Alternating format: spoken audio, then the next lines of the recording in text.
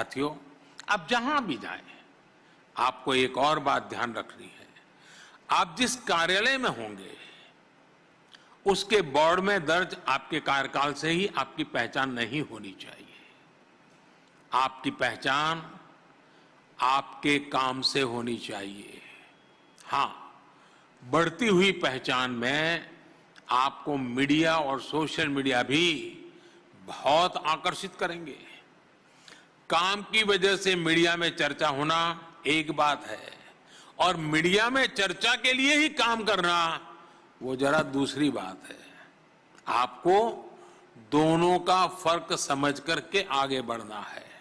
आपको याद रखना होगा कि सिविल सर्वेंट्स की एक पहचान अनाम रह करके काम करने की रही है। आप पिछले आजादी के बाद के अपने कालखंड के देखिए, जो ओजस्वी तेजस्वी चेहरे कभी कभी हम सुनते हैं, अपने पूरे कार्यकाल में अनामी रहे हैं। कोई नाम नहीं जानता था। रिटायर होने के बाद किसी ने कुछ लिखा तब पता चला, अच्छा ये बाबू इतना बड़ा देश को दे करके गए हैं। आपके लिए भी वही आदर्श है। आपसे पहले के 4-5 दशकों में जो आपके सीनियर्स रहे, उन्होंने इसका बहुत अनुशासन के साथ पालन किया है। आपको भी ये बात ध्यान रखनी है।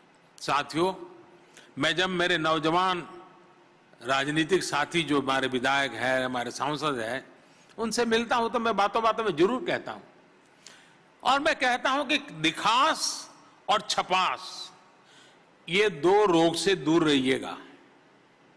मैं आपको भी यही कहूंगा कि दिखास और छपास, टीवी पे दिखना और अखबार में छपना, दिखास और छपास, ये दिखास और छपास का रोग जिसे लगा, फिर आप वो लक्ष्य नहीं प्राप्त कर पाएंगे जो लेकर आप सिविल सेवा में आए हैं। साथियों, मुझे भरोसा है आप सब अपनी सेवा से, अपने समर्पण से देश की विकास यात्रा में देश को आत्मनिर्भर बनाने में बहुत बड़ा योगदान देंगे। एक प्रकार से सरदार वल्लभ भाई पटेल ही देश की सिविल सेवा के जनक थे। 21 अप्रैल 1947 एडमिनिस्ट्रेटिव सर्विस ऑफिसर के पहले बैच को संबोधित करते हुए सरदार पटेल ने सिविल सर्वेंट्स को देश का स्टील फ्रेम कहा था। उन अफसरों को सरदार साहब की सलाह थी कि देश के नागरिकों की सेवा अब आपका सर्वोच्च कर्तव्य है। मेरा भी यही आग्रह है कि सिविल सर्वेंट जो भी निर्णय ले, वो राष्ट्रीय संदर्भ में हो, देश की एकता अखंडता को मजबूत करने वाले हो, संविधान के स्पिरिट को बनाए रखने वाले हो। आपका क्षेत्र भले ही छोटा हो, आप जिस विभाग को संभालें उसका दायरा भले ही कम हो, लेकिन फैसलों में हमेशा देश का हित, लोगों का हित होना चाहिए। एक नेशनल पर्सपेक्टिव होना चाहिए। साथियों, स्टील फ्रेम का काम सिर्फ आधार देना, सिर्फ चली आ रही व्यवस्थाओं को संभालना ही नहीं होता है। स्टील फ्रेम का काम देश को यह एहसास दिलाना भी होता है कि बड़े से बड़ा संकट हो या फिर बड़े से बड़े बदलाव, आप एक ताकत बनकर देश को आगे बढ़ाने में अपना दायित्व निभाएंगे। आप एक फैसिलिटेटर की तरह सफलतापूर्वक अपने दायित्वों को पूरा करेंगे।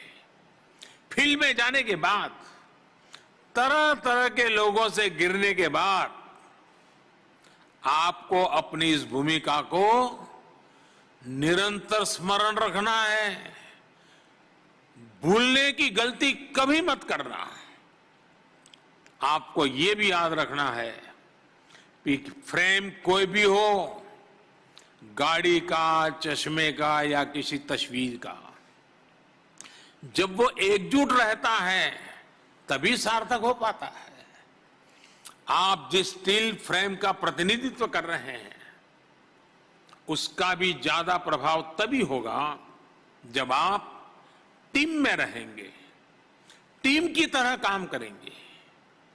आगे जाकर आपको पूरे पूरे जिले संभालने हैं, अलग अलग विभागों का नेतृत्व करना है।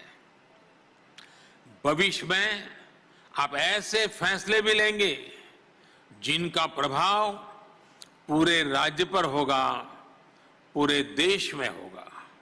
उस समय आपकी ये टीम भावना आपके और ज्यादा काम आने वाली है। जब आप अपने व्यक्तिगत संकल्पों के साथ देश हित के बृहद लक्ष्य को जोड़ लेंगे, भले ही किसी भी सर्विस के हो, पूरी ताकत लगा देंगे तो आप भी सफल होंगे। और मैं विश्वास से कहता हूं, देश भी कभी विफल नहीं होगा।